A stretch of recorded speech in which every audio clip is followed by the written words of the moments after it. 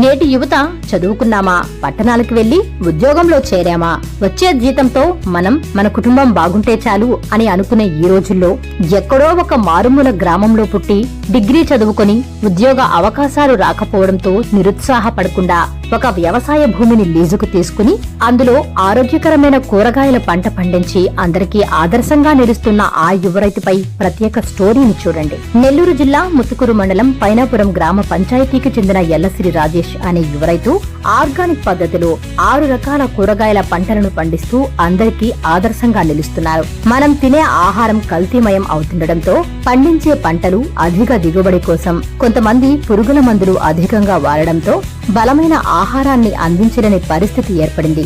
ఈ తరుణంలో యువ రైతు వినూత్నంగా ఆలోచన చేసి ఆర్గానిక్ పద్ధతిలో కూరగాయల పంటను పండించి మనం తింటూ మన చుట్టుపక్కల ఉన్నవారికి ఆరోగ్యకరమైన ఆహారాన్ని అందించాలన్న రైతు రాజేష్ తో మా ప్రతినిధి శ్రీనివాస్ ముఖాముఖి. గ్రామీణ ప్రాంతం నుంచి చదువుకొని పట్టణాలకెళ్లి ప్రభుత్వ ఉద్యోగాలు అలానే సాఫ్ట్వేర్ ఉద్యోగాలంటూ ఎగబడుతున్న యువతకు ఓ యువ రైతు ఆదర్శంగా నిలుస్తున్నారు. నెల్లూరు జిల్లా ముత్తుకూరు మండలం పైనాపురం గ్రామ పంచాయతీలోని రాజేష్ అనే యువ రైతు తనకున్న కొంతపాటి పొలంలో ఆర్గానిక్ పంటను పండిస్తూ కూరగాయల పంటను పండిస్తున్న ఈ యువ రైతుని ఈరోజు మీకు పరిచయం చేస్తున్నాం. అతను ఎలా సాగు చేస్తున్నాడు, ఎలా దిగుబడి వస్తుందో, దానికి ఎంత ఖర్చు అయిందో ఆయన్ని అడిగి తెలుసుకునే ప్రయత్నం చేద్దాం. నమస్కారం రాజేష్ గారు. నమస్తే సార్, శ్రీనివాస్ గారు.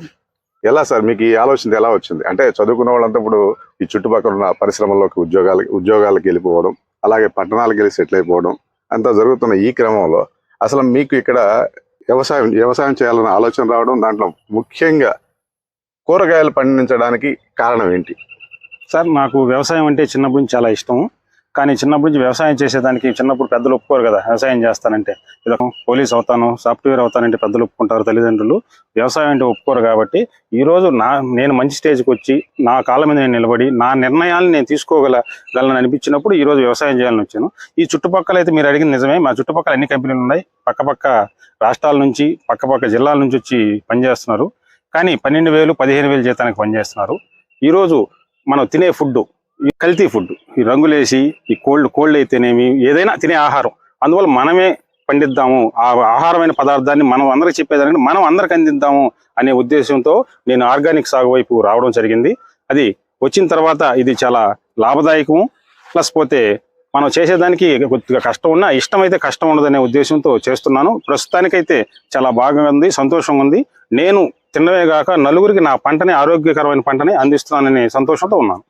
ఎన్ని ఎకరాల భూమి, ఏమేమి పంటలు పండిస్తున్నారు, దీనికి ఎంత పెట్టుబడి పెట్టారు, ఎంత దిగుబడి రావచ్చు అని మీరు అనుకుంటున్నారు? అంటే ఇప్పుడు ప్రస్తుతం గ్రామాల్లో వ్యవసాయాన్ని చేయడం మానేసి అందరూ బయట కూలీలకు వెళ్ళడము, లేదంటే వాళ్ళ చదువులు బట్టి, వాళ్ళ క్వాలిఫికేషన్ బట్టి వాళ్ళు బయటకు వెళ్ళి ఉద్యోగాలు స్థిరపడుతున్నారు. కానీ ముఖ్యంగా ఈ గ్రామంలో మీరు ఆర్గానిక్ పంట అంటే కొంచెం ఖర్చుతో కూడింది. ఎలా సాధ్యం అవుతుంది మీకు? సార్, ముందేంటంటే నేను వ్యవసాయాన్ని ఆదాయ వనరుగా అయితే చేయట్లేదు. ఆదాయ వనరుగా చేసేవాడైతే అన్ని లెక్కేస్తాడు. పోతే ఆర్గానిక్గా చేసినప్పుడు ఆదాయం తగ్గుతుంది, ప్లస్ దిగుబడి తగ్గుతుంది, ఖర్చులు ఎక్కువ. కానీ నేను ఇక్కడ వేసే పంటలు అయితే 8 రకాల పంటలు వేస్తాను.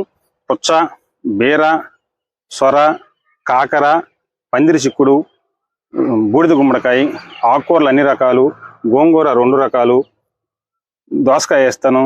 అన్ని దోసకాయలు కూడా 2 రకాలు వేస్తున్నాను. మన నెల్లూరు జిల్లాకి కొత్తగా పరిచయం చేయబోతున్నాను. రెడ్ కలర్ దోసకాయ ఉంటుంది, ఆ దోసకాయని కొత్తగా పరిచయం చేయదలుచుకున్నాను. దాన్ని కూడా కొద్దిగా వేసాను. అన్ని రకాలు ఇంట్లో కావాల్సిన అన్ని పంటలు ఇవ్వాలనేది నా కోరిక. దానిలో భాగంగా నెక్స్ట్ అయితే టమోటా, పచ్చిమిర్చి. అంటే ఒక యజమాని కవర్ ఎత్తుకొస్తే నా దగ్గర నుండి మార్కెట్కి వెళ్ళకపోతే అన్ని అక్కడే దొరుకుతాయో అదే విధంగా నా దగ్గర దొరికే విధంగా తయారు చేయాలని నా కోరిక. అసలు నెల్లూరు జిల్లాకి ఇంతవరకు పంట కానీ ఒక కొత్త పంటను మీరు పరిచయం చేయబోతున్నారు తెలిసింది. ఏంది ఆ పంట ఏంటి, ఆ పంటకున్న ప్రాముఖ్యత ఏంటి, దానివల్ల ఎంత ఖర్చు అవుతుంది, ఎంత దిగుబడి వస్తుంది అని మీరు అనుకుంటున్నారు? అది పందిరి చిక్కుడు అని నాకు వేరే అగ్రికల్చర్ ఆఫీసర్ చెప్పారు. అది పందిరి చిక్కుడు అన్నారు. అది చూస్తే పందిరి చిక్కుడు మనం ఇప్పుడు దీనికి ఒక బీర వేసాము. బీరకి సొర అంతటి కలిసి ఎకరాలు వేసాము. ఈ ఎకరాకి ఇంచుమించు 68,000 ఖర్చు అయింది నేను సొంతంగా పని చేసుకుంటే.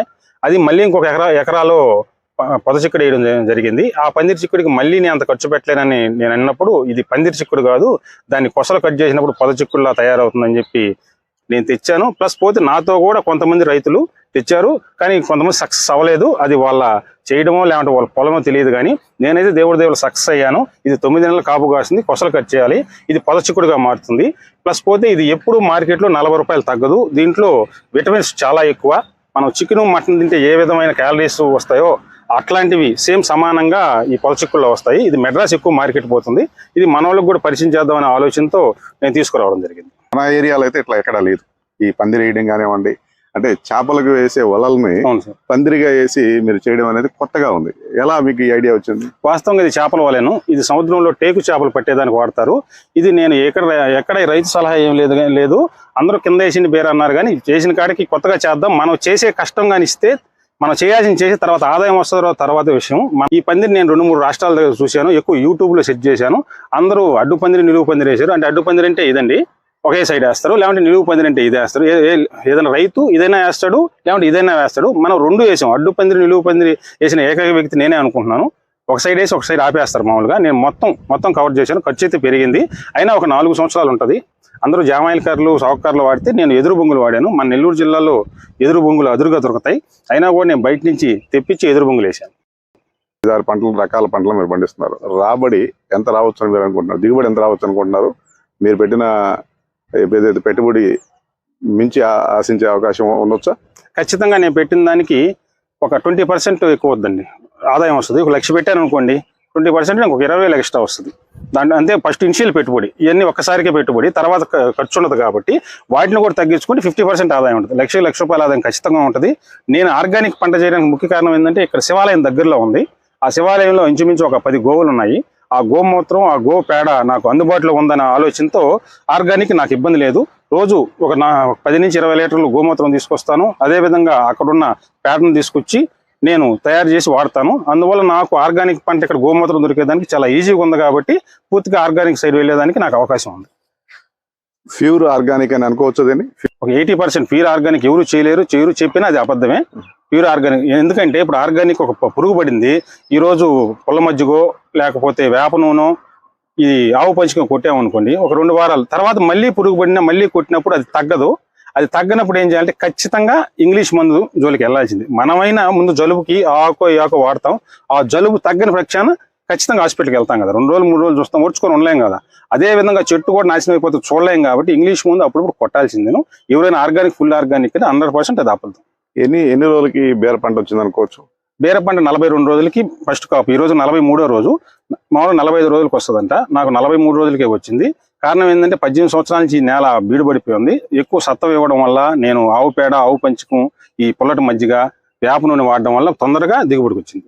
యువ రైతులు అందులో టెక్నాలజీ పెరుగుంది. ఈ రోజు పారబట్టి గుణపం బట్టి పనిచేయాల్సిన అవసరం లేదు. అందువల్ల అంతా టెక్నాలజీ పెరుగుంది. కాబట్టి ఇంకా డబ్బున్న వాళ్ళు అయితే ట్యాంక్ కూడా మెడక తగిలించుకోవాల్సిన అవసరం లేదు. డ్రోన్ వాడుకోవచ్చు. ఇంట్లో కూర్చొని నువ్వు ఏ విధంగా సాఫ్ట్వేర్ ఉద్యోగి అయితే కంప్యూటర్ ఆపరేట్ చేసుకుంటున్నారో అదే విధంగా తోటను ఆపరేట్ చేసుకుంటూ వ్యవసాయం చేసుకోవచ్చు. అందువల్ల కొత్త రైతులు, ఆలోచన ఉన్న రైతులు, యువ రైతులు, ఆసక్తి గల రైతులు కానీ వస్తే మనకి ఇంకా కూరగాయలు రేటు తగ్గితే రేటు తర్వాత సంగతి, మనకి ఆరోగ్యమైన పంటలు మన కుటుంబానికి, మన దేశానికి ఇవ్వచ్చని నా ఆలోచన. పూర్తిగా ఆర్గానిక్తో వ్యవసాయంతో వచ్చిన కూరగాయలతో మన ఆహారం తీసుకుంటే మన ఆరోగ్యం బాగుంటుందని మీరు ఇచ్చే సందేశం. అవునండి, 100%. విన్నారు కదండి. ఇప్పుడు దాకా మీరు చూసింది ఒక మారుమూల గ్రామంలో ఉన్న ఒక చిన్న రైతు. ఈ రైతు పండిస్తున్న పంటలు ఏదైతే ఉన్నాయో అన్ని బాగా పండాలని, అధిక దిగుబడి రావాలని మనందరం కోరుకుందాం. వచ్చే వారం మరిన్ని కార్యక్రమాలతో మీ ముందుకు వస్తాం. మీ శ్రీనివాస్.